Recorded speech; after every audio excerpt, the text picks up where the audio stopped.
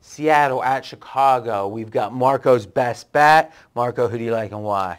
I'm going to like the Bears, and this may sound like a square play, but I'm going to explain why it's not. And last week, Seattle shocked everybody. I mean, there is nobody that gave Seattle any shot last week to win the game. I mean, a lot of people said, hey, they're going to cover. You know, they might sneak in and cover. Johnny and myself on the video last week, we both had Seattle. But they were able last week, to me, Pete Carroll's, he's that college coach that I think is a better college coach than an NFL coach, clearly. But he's able to do that motivation. And I think he was able to play that card last week because all you had to do all week is tell your team, everybody tells us we don't belong. We're a joke to the NFL because we're in the playoffs at 7-9. We're hosting a playoff game. And to me, I don't want to, use the expression, but I feel they shot their load last week. And these two teams played earlier this year. And Seattle won the game in Chicago. I was on Seattle in that game, but it was one of my favorite handicapping scenarios. You're going to mention every winner you had this year. No, because it sets up this play, and I'll tell you why. What's your best bet record on your video? 11-7, sir. Can you name the 11 wins? I can't. I can name a lot of the 7 losses, and they were whoever was playing New England. Or whoever I bet when I bucked you. All right, so let me recap what you're saying here. Seattle sucks. Last week, even though they sucked, it set up just right. They had the no one gives us a chance. Saints turned out to not be as good as people thought. Played a good game. Especially, one of the pieces of analysis last week that I thought was good was Hasselbeck is good against the blitz. I mean, they've got stats now of how you do it when you throw to the tight end. And to me, I actually bet the over pretty heavy in that game because my thinking was, the Saints are going to put up points. If Hasselbeck is going to be able to throw against the blitz, it just happened they got a couple of plays and a great run at the end of the game, the beast mode. All right, now you're saying not so much this week, because they no longer have that everyone's, doesn't give us a chance. Right. So let's talk about that. The line is about the same. It was 10.5 last week. It's 10 now. Why do they have any sense that they're being given any more credit now? Why can't they say the same thing? No one's given us a chance this week. Well, they're still going to say that, but to this team, there's that feeling of self-fulfillment in winning that game last week. I mean, there's nobody that can really look in the mirror in the Seattle locker room and believe that they're going to the Super Bowl. Last week, to me, had to be like almost the Super Bowl, just winning that one game. So that last 5% of intensity, it's hard to keep saying it and feel it the same. Yeah. I tend to agree with that. How do you discount the first game? This is great setup. The reason that Chicago was a play against in that game was Chicago the week before was on the road with a backup quarterback, the injured player theory. I had Chicago that week. They were in Carolina. But you got another winner. Got another winner mentioned there. But again, it goes to if you have systems and angles that work, RJ. Is it true that you had the Jets in Super Bowl III? Joe Willie called me up and said he was guaranteeing it, and I believed him.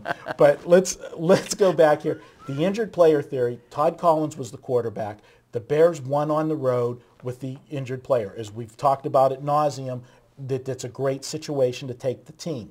But we also say there's a second part to that. When they do win with the injured player, you go against them the next week. Well, the next week, Jay Cutler was coming back. Seattle had got blown out on the road the week before. It looked like the perfect setup for another blowout for the Bears to beat Seattle. I took Seattle. The line was less than a touchdown. All right, but here's the thing. I understand. I'm not saying, but here's the thing. When you bet a team up plus 6.5, let's say, it sounds like that's what the line was. Expectation is a 6.5-point win by the Bears. If Bears win by 4, you cover with 5, 3. The fact Seattle won the game, we can't just say it was a bad situational spot and wave your hand. Maybe that situational spot was worth what? 2 or 3 points? That's why you bet it. That 3 points is where the edge was for you. And you cash more than you don't. That's why you're a pro. I get all that. But they overperform more than a couple points. So as you dig deeper into that game, now what I'm hearing from the ESPN experts, because again, I've been listening to nothing but the radio in my sickbed for a few days, is they're saying that the offensive line problems for the Bears were so bad at a coaching level they didn't know who to block. They were having trouble against everyone. Correct. And that was the, almost sole reason they lost that game to Seattle. I believe they had 6 sacks in that game. So maybe there's a couple points attributed to the situation.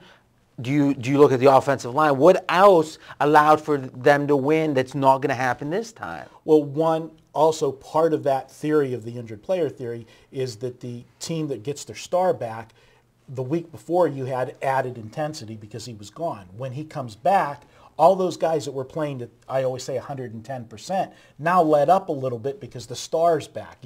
We don't have to carry the load, so to speak.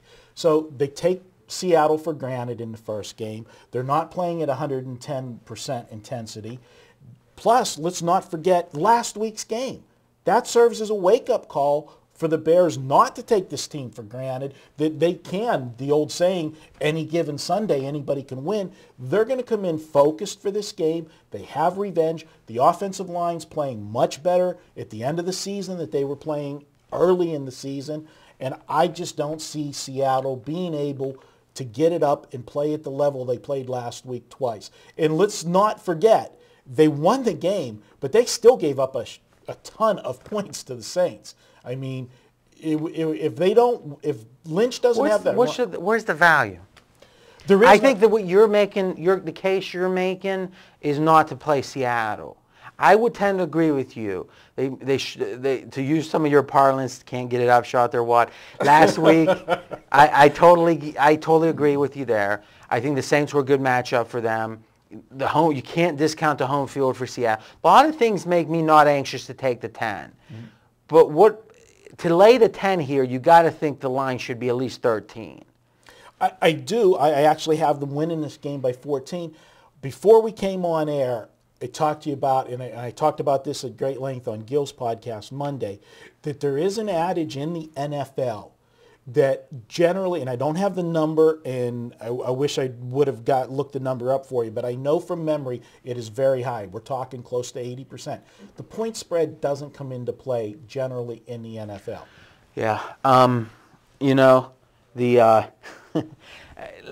I think for the video, we probably just want to not talk about that just because it's such a dangerous concept. It's like saying, what's the difference between 50 and 52.4? Well, 50% winners, you go broke, laying 11 to 10. 52.4, you break even. That doesn't feel like a lot, but that's the difference. And 55 means you live in a big house and you never work. The point I'm making is that if the default is don't worry about the point spread, when are you ever going to take a double-digit dog? This is a scenario, and I'll tell you what I'll do. I'll reach out to one of our cappers for that, and I'll add it to the video in the comment section. That's fine, but what I'm saying is what people miss with those stats is that, yeah, the double-digit dog is sometimes going to win, but what takes it from, potentially 35% to 52%, because double-digit dogs win more than a coin flip, is those handful. So it might only be 10% of the time or 12, but it's what takes it from, oh my God, I'm losing 6 out of 10, all the way to I'm making a profit laying 11 to 10. I just think it's very, to me, it's analogous to saying, oh, I really like this teaser. It's like, well, what team wouldn't look good giving them 6 or 7 more points, or the 10-point team? Boy, I think Chicago's going to win this game. Well, heck yeah, they should win more than they lose. But the fact of the matter is that when you have a teaser and you're gaining points, by definition, unless you love a certain team, both teams are going to look good. Well, I use that teaser handicap sometimes where I tell you that when you do that, one team looks so much far superior in the teaser that it becomes a trap. And that's an interesting psychology, and I don't disagree with that. The point I'm saying is I think as a handicapper, it's very, and again, you're able to avoid the pitfalls. We're here talking for the benefit of the viewers. Mm-hmm. And the pitfall I want them to avoid, then we can wrap up this talk, is the favorite laying double digits is almost always going to be the better team. And they're almost always going to win 50% of the games. Can we agree with that? Mm-hmm. So if you don't account for the points, You're never going to not lay the points. Right. So we clearly know that if we were able to control the audience, we would much rather them only play double-digit dogs than only lay double digits, right? You take 10 more than you lay 10, right? Generally speaking, yes. Overall, right. And I agree, I do too. So my point is, there might be some heavy math that says point spreads are only applicable a certain percentage of the time. I'm not trying to discount that. But on a handicapping basis, you got to be thinking about the points all the time, right. Because the difference, if this line should be 7, then I'm betting the crap out of Seattle. If this line should be 13, I'm betting the crap out of Chicago. If it's anywhere in between, I'm passing the game. That's what handicapping is. To make a couple points of why the 6.5 to 9.5 or 10 where it is now, where you can say what justifies the switch. One, let's not forget Seattle played last week, Chicago didn't. That is an advantage to Chicago. Two, these two teams are not the same. Even though Seattle beat them earlier in the year, it was very early in the year, Chicago got much better as the season went on, and Seattle regressed. No question about that. The last 2 weeks, Seattle's played as good. Their 2 best games. Their 2 best games they played in the last 2 weeks. Correct. I guess what I'm saying is, my point is that I'm not anxious to get on Seattle, but this Chicago, there's the great show, The Wire. Mm-hmm. I know you haven't watched it, but you've heard me talk about it a lot. Most of our listeners probably have seen it. And in the 4th or 5th year, there was these hardcore drug dealers, and they had this very heavy Baltimore accent, and all of a sudden the cops disappeared, and someone goes, "What happened?" Because they were watching them. He goes, "Maybe we wore them out." And I always thought that with a heavy Baltimore accent. And I think the Bears have worn out the skeptics, but I'm not sure that it's appropriate. I don't know the Bears win that said, no, we were wrong. This really is a good team. I mean, Colin Cowherd, all the talking heads have been talking about how bad these Bears are, how they're, fugazis or, they're suspect or whatever you want to call it, counterfeit. Mm-hmm. But the fact is, what was the win that made you say, something, they're not counterfeit? I just think the scheduling and the way things have gone is they've yet to, clearly New England spanked them. Right. They tried as hard as they could against Green Bay. I mean, what have they done that made them a better team than they were 4 or 5 weeks ago? Like you said to me whenever in the first video 90 seconds. That the Jets, when the Steelers lost to the Jets, you felt better about Pittsburgh after that game. I felt better about the Bears losing to Green Bay. If the Bears as a 10-point underdog losing a close game makes you feel better, maybe, but boy, your expectations weren't that high to start with then. But they had nothing to play for. But they played hard. They played very hard in that game with nothing to play for. And they still lost. Four of their last 6 games, they've scored 24 points or more. The only 2 teams that they didn't score 24 or more on was Green Bay and New England. The 2 good ones. Maybe the 2 best teams in the NFL. They wore you out. They wore me out. They didn't wear me out. They're not very good. My best bet, Chicago, 27-13. I'm not going to bet against you, though. You have a chance. All right. Oh, we got 1 minute. Coupon this week. Playoffs 10. No, not plural. Playoff 10, since it is. You're nervous right now, aren't you? Well, because the clock's ticking. Clock's ticking. Playoff 10, $10 off anything in pregame pros. You got it. And you're going to have a pick on the Steeler game. I'm going to have a pick on the Steeler game. Your turn to continue the conversation in the comment section with me and Marco. Next up, New England Jets.